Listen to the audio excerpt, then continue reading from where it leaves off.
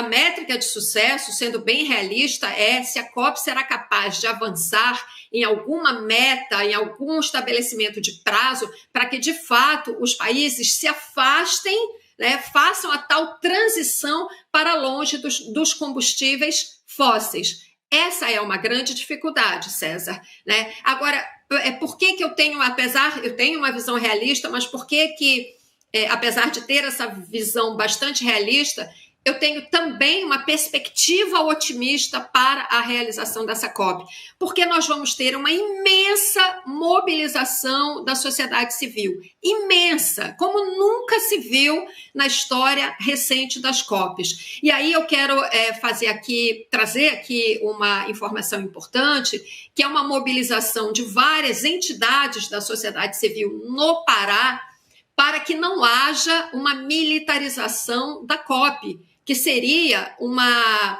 enorme contradição, né? Nós termos uma COP num país democrático, numa região com tradição de mobilização popular intensa, como é Belém, né?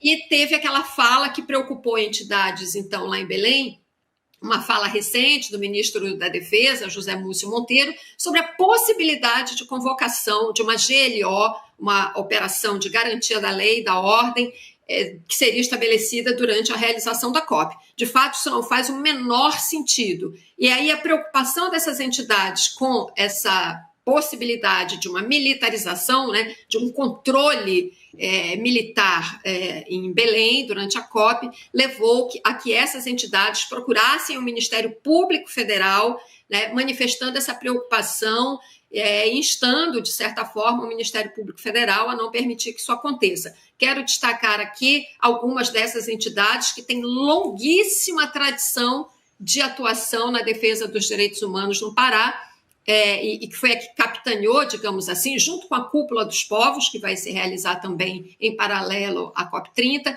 que é a Sociedade Paraense de Defesa dos Direitos Humanos e a Associação Brasileira de Juristas pela Democracia, Seção Pará, entre outras entidades que levaram, então, esse documento, essa preocupação por meio de um documento ao MPF. Então, César, a expectativa vai haver, sim, uma pressão imensa do capital fóssil para que não se avance, e só é possível avançar com uma intensa mobilização da sociedade civil. E aí, para terminar, quero citar aqui alguns exemplos. Eu já mencionei a Cúpula dos Povos, que vai levar cerca de 10 mil pessoas de movimentos indígenas, negros, trabalhadores rurais, assentados, MST, etc. Vai ser realizado também, durante a COP em Belém, o Tribunal dos Povos Indígenas contra o ecogenocídio, né, uma iniciativa da COP do Povo. Vai ter a Flotilha do Amazonas, um grupo de defensores ambientais que está descendo o rio Amazonas e vai chegar em Belém.